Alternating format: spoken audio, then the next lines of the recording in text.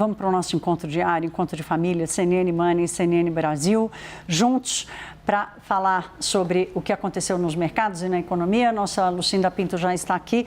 Lucinda, boa noite, bem-vinda. Boa noite. A Lucinda ontem, gente, deu a dica. Ela disse, olha, não vai passar do fim de semana. A Petrobras vai anunciar reajuste do diesel, porque a senha já foi dada pelo governo. Lucinda, eu estou fazendo jus aqui à sua apuração de ontem. Agora, hoje, os mercados tiveram uma sexta-feira muito ruim. O que aconteceu? A gente teve hoje, Thaís, boa noite primeiro, boa noite a todos.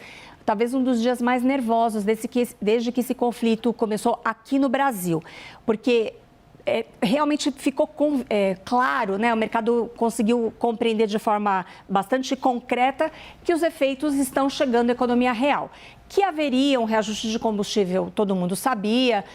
Quando o governo anunciou ontem as medidas realmente de corte lá de PIS e COFINS, ficou muito evidente que estava para chegar rápido, mas realmente quando o mercado para fazer as contas e olha para o que está acontecendo lá no Oriente Médio, essa extensão, essa duração prolongada aí dessa situação de fechamento ali do Estreito de Hormuz, fica evidente que esse impacto pode ser grande sobre a inflação e talvez tire um pouco aí realmente de espaço de corte de juros. O assunto que concentrou hoje, no fim das contas, todo esse movimento que a gente assistiu na Bolsa, no câmbio, tem a ver mesmo com esse cenário de taxa de juros.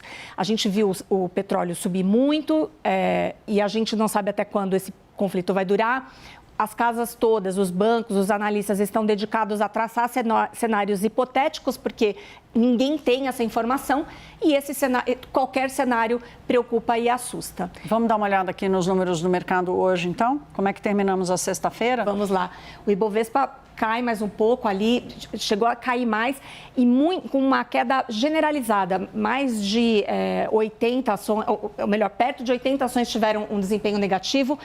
E o que chama atenção é o comportamento do dólar, porque a gente não estava vendo até recentemente, né, até quarta-feira, movimentos tão expressivos do dólar. E isto aqui é uma demonstração de que tem realmente fluxo estrangeiro indo embora.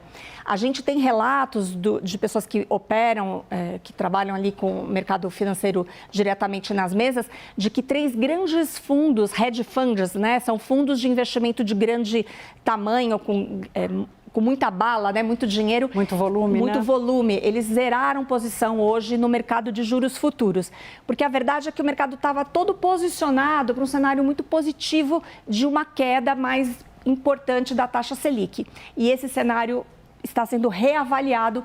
Esses players, esses fundos mudaram de posição, isso fez com que os juros futuros subissem com força e isso gerou um impacto importante aí em todo o mercado.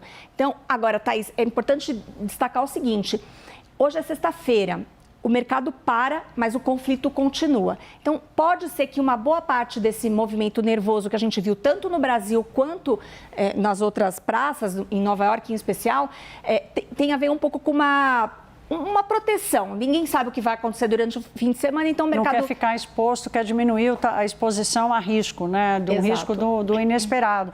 E o petróleo hoje voltou a subir, subindo mais de 2%, passando de $102 o barril. Não foi mais aquela disparada maluca do começo da semana, de 20%, levando o barril a $120, mas ainda assim, se esse novo patamar se confirmar, de $1 na casa dos 100, de um petróleo na casa dos $100, aí muda tudo de figura, né, gente? É uma mudança de patamar de preço que não tem governo, que não tem país que vá conseguir escapar. E como a Lucinda disse, nós estamos já há dias de uma decisão do Comitê de Política Monetária sobre os juros. Lucinda, além de toda a incerteza e imprevisibilidade causada pela alta do petróleo, a conjuntura macroeconômica do Brasil, que nós estamos assistindo, estamos conseguindo entender essa fotografia agora, porque os dados de janeiro e a inflação de fevereiro foram divulgados pelo IBGE, essa fotografia está mostrando que a atividade econômica resiste e a inflação está respondendo.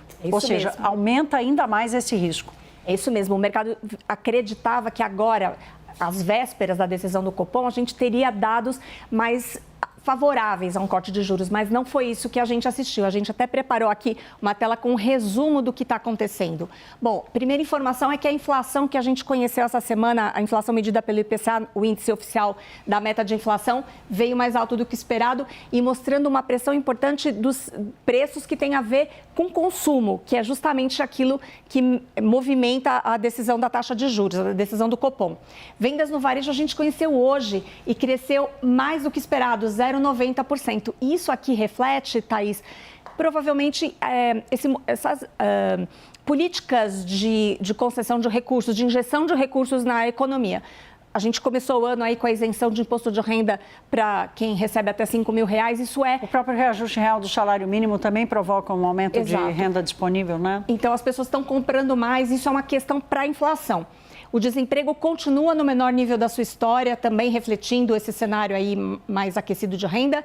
E a gente acabou de falar, a escalada persistente e sem a gente conseguir prever para onde vai, né? Essa escalada persistente que levou a Petrobras a fazer esse reajuste hoje. E, diante desse cenário, as previsões dos economistas para a inflação esse ano, elas começam a sair dos 4%, onde elas estavam, e estão caminhando mais para perto de 4,5%. Elas estão se afastando na meta de inflação, que é de 3%. E é aquela história, Thaís. Realmente a defasagem do diesel continua grande. Não há dúvidas de que se esse conflito não acabar na semana que vem, vai ter um outro reajuste no preço do diesel e muito provavelmente da gasolina. Então é esse ambiente que coloca essa grande dúvida. Então até aqueles economistas que acreditavam que ainda seria possível cortar o juro em 0,5 ponto percentual, hoje estão considerando um adiamento do início do ciclo de alívio monetário.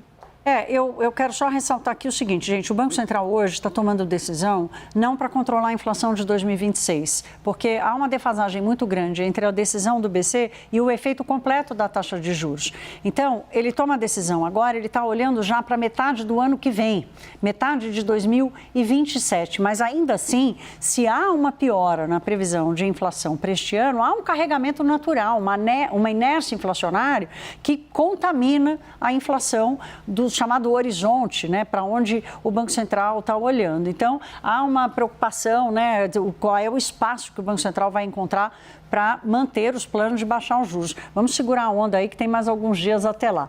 Lucinda, obrigada mais uma vez. Semana que vem você está aqui, não, ou o NACA volta? Vamos ver a agenda do NACA, né? Fico aqui à disposição. Tá bom. Vamos dar mais umas folgas para ele. Obrigada, minha querida. Obrigada, Thaís. Boa noite. Bom fim de semana.